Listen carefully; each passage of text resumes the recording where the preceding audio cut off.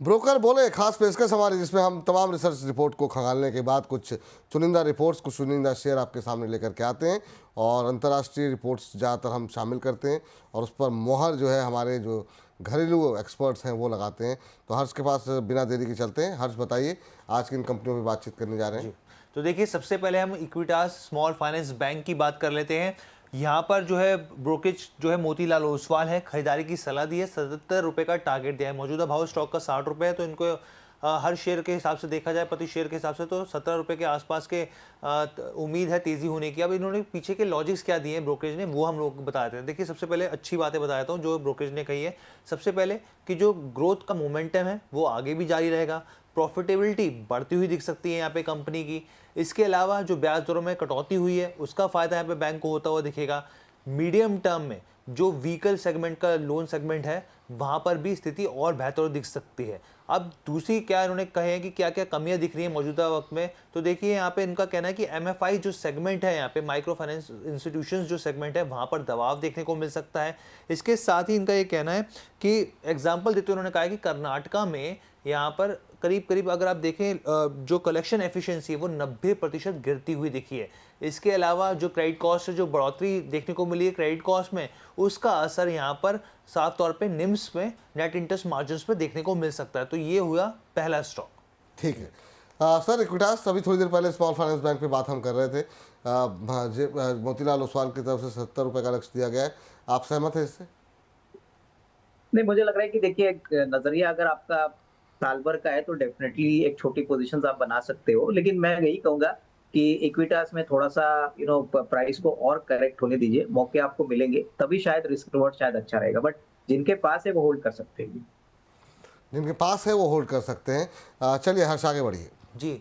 अगली कंपनी है गो digit insurance यहाँ पर, और ये जो टारगेट है ब्रोकर जो है जेफरीज है, यहाँ पर खरीदारी की सलाह दी है, 360 रुपये के आसपास का टारगेट दिया है। मौजूदा भाव 300 रुपये, तो हर स्टॉक के हिसाब से इनका जो टारगेट है वो 60 रुपये के आसपास दिख रहा है कि मुनाफा होता हुआ दिख सकता है निवेशकों को।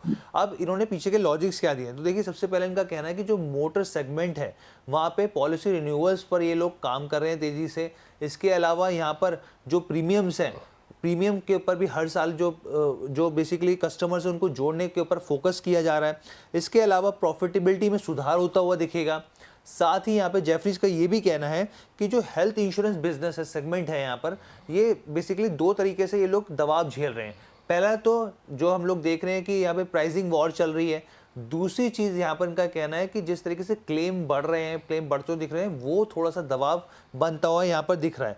रिटेल साइड में भी यहाँ पे एक प्रेशर है। हालांकि इनका ये कहना है कि FY25 से लेकर 27 के एस्टिमेट के हिसाब से देखा जाए, अर्निंग के हिसाब से कंपाउंड एनुअल ग्रोथ, तो वो 47% बढ़ने की उम्मीद जताई जा रही है। तो ये दूसरा स्टॉक कवर किया हमने जेफरीज की रिपोर्ट के जरिए।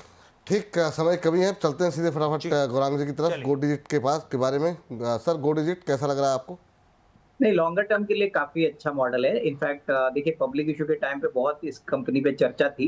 मुझे लग रहा है कि देखिए ऐसे खराब बाजार में अगर आपका नजरिया थोड़ा सा मीडियम टर्म है तो डेफिनेटली हम भी इसको काफी अच्छी तरह से पेट्रोनाइज करेंगे। हमको लग रहा है कि अगर 280 285 में अगर स्टॉक आप एक्यूमुलेट कर सकते हो तो अच्छी खासी रिटर्न आपको साल भर में मिल सकती है। तो बिजनेस अच्छा है और ग्रोथ पोटेंशियल काफी बेहतरीन है इस स्पेस में, तो उस पॉइंट ऑफ व्यू से दो डिजिट में एक निवेश बन सकता है।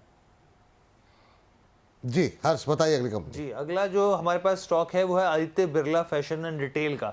तो यहाँ पर देखिए CLSC की रिपोर्ट आई है, यहाँ पर होल्ड की सलाह दी और 279 का टारगेट दिया है। इन्होंने ये कहा है कि प्रॉफिटेबिलिटी में तो सुधार है लेकिन ग्रोथ में अभी भी धीमापन बना हुआ है।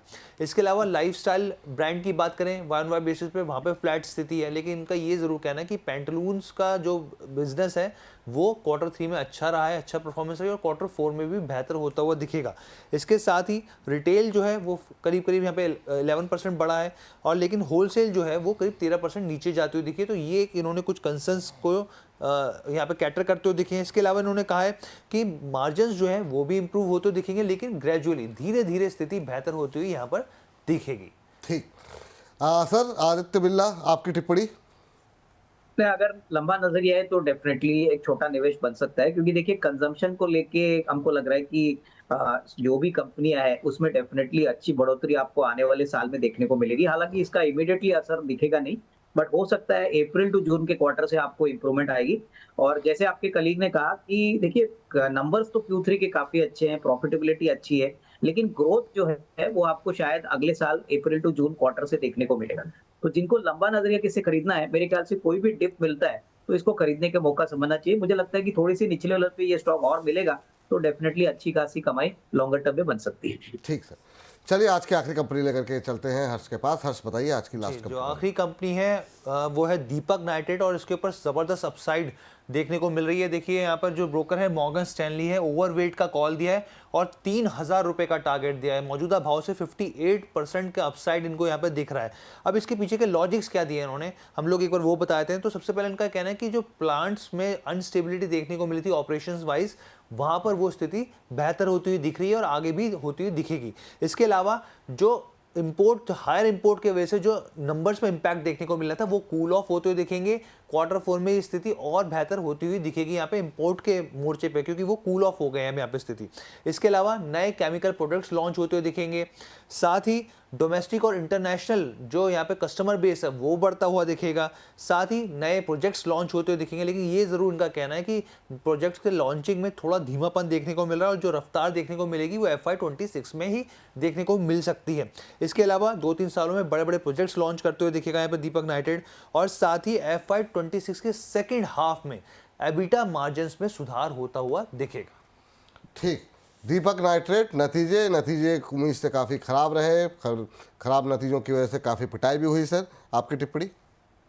नहीं, मेरे ख्याल से मैं और एक क्वार्टर नंबर्स को देखना चाहूंगा विपुल, क्योंकि देखिए केमिकल सेक्टर में अभी भी हमको लग रहा है कि जो परफॉर्मेंस है वो थोड़ा सा ढीला ही परफॉर्मेंस है। जनवरी और मार्च के क्वार्टर में कंपनी कैसा करती है, कैसे वॉल्यूम ग्रोथ रिकॉर्ड करती है, मार्जिन में कितना इंप्रूवमेंट दिखाती है, ये मेरे ख्याल से देखना जरूरी है। क्योंकि देखिए स्टॉक सस्ता नहीं है, स्टॉक काफी हाईली एलिवेटेड वैल्यूएशन पे अभी भी ट्रेड कर रहा है। तो जिनको नजरिया थोड़ा सा लॉन्ग टर्म के लिए भी लेना है वो मार्च के क्वार्टर के लिए इंतजार करे, उसके बाद एक फ्रेश कॉल ले सकते हैं। बट अभी फिलहाल फ्रेश खरीदारी एट दिस लेवल हम नहीं रेकमेंड करेंगे। चलिए, तो फ्रेश खरीदारी की सलाह यहाँ पर नहीं है। बहुत बहुत शुक्रिया हर्ष, बहुत बहुत धन्यवाद आपका आज की इस चर्चा में जुड़ने के लिए, तमाम जो है ब्रोकरेज हाउस की रिपोर्ट्स हम तक पहुँचाने के लिए। तो अब ब्रोकर बोले में इतना ही।